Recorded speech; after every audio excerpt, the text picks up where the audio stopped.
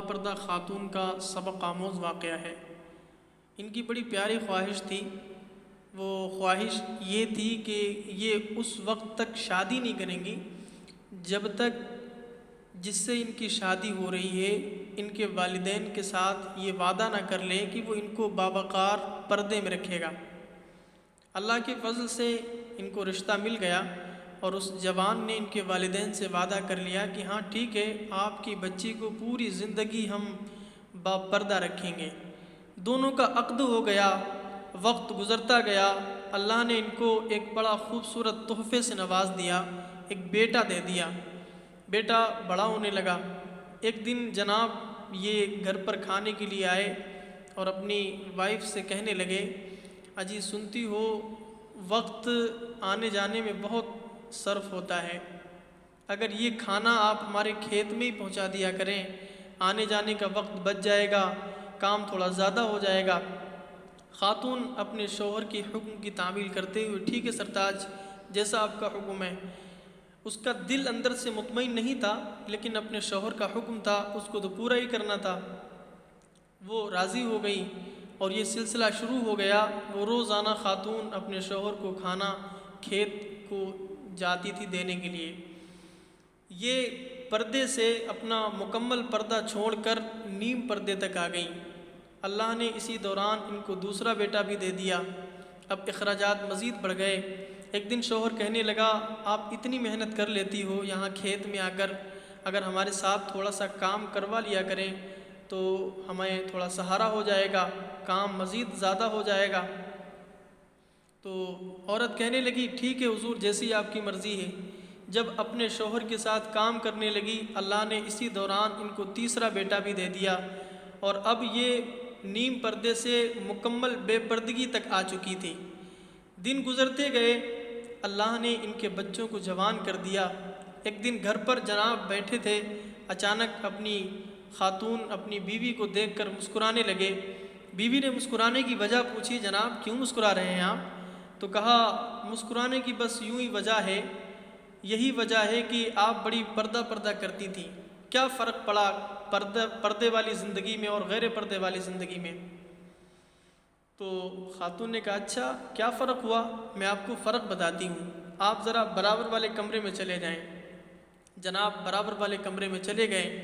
عورت نے اپنے بالوں کو بکھیر کر شور مچانا شروع کر دیا۔ بڑا بیٹا دوڑ کر آیا اور کہا، امی جان کیا ہوا؟ کیا ہوا آپ کو؟ کسی نے کچھ کہا کیا؟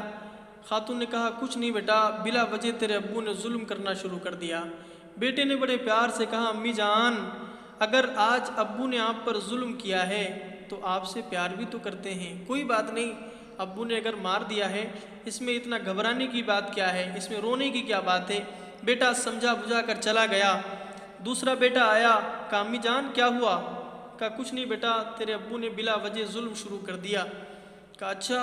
اس نے گالی بکنا شروع کر دی اور کہا کہ میں بھی ابو کی خیریت لیتا ہوں، لیکن خیر کوئی بات نہیں۔ امی کو ہی سمجھانے لگا اور کہنے لگا، امی جان کوئی بات نہیں، سمجھا کر کہ یہ چلا گیا، لیکن اس نے گالیاں ضرور بک لی۔ چھوٹا بیٹا لاسٹ میں آیا اور کہنے لگا، امی جان کیا ہوا؟ امی نے پھر وہی بات کی کہ بیٹا کچھ نہیں، تیرے ابو نے بلا وجہ ظلم شروع کر دیا۔ کہا، اچھا ابو نے ظلم شروع کر دیا؟ وہیں سے ان کو گالیاں بکنا شروع کر دی اور ایک لاٹھی اٹھا کر جا کر اپنی والد پر ٹوٹ پڑا۔ ماں پیچھے سے آ کر بچے کا ہاتھ پکڑتی ہے اور کہا، بیٹا بس چلے جاؤ۔ والد کی طرف بچوں کے ابو کی جانب متوجہ ہو کر کہا، بات سمجھ گئے یا میں مزید سمجھاؤں؟ کہا، پھر سے سمجھائیے۔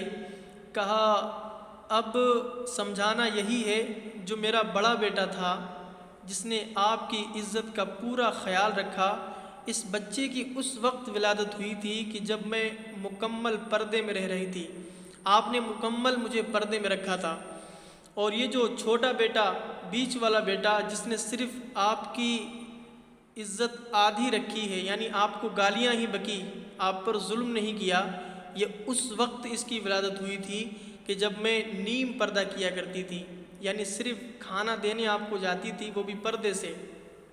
اور یہ جو چھوٹا بیٹا یہ اس وقت اس کی ولادت ہوئی تھی کہ جب میں مکمل بے پردگی کے عالم میں آ چکی تھی، کھانا بھی دینے جاتی تھی اور آپ کے ساتھ بے پردہ ہو کر کام بھی مجبوری میں کرنا پڑتا تھا۔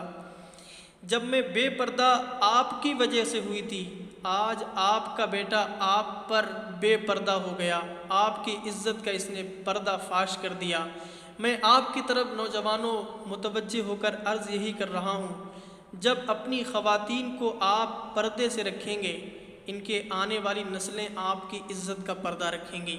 جس طرح بیٹے نے باپ کی عزت کا فل پردہ اٹھا دیا، اس نے اپنے باپ کو ذلیل کر دیا، اس کی وجہ صرف یہی رہی کہ اس کے باپ نے اپنی بیوی کو یعنی اس بچے کی امی کو اس وقت بے پردہ کیا تھا، آج اس کے بیٹے نے اپنے باپ کا پردہ فاش کر دیا۔ کہنے کا مطلب یہی ہے کہ جب ایک مثال بڑی پیاری ہے، نانی کا اثر نواسی تک جاتا ہے۔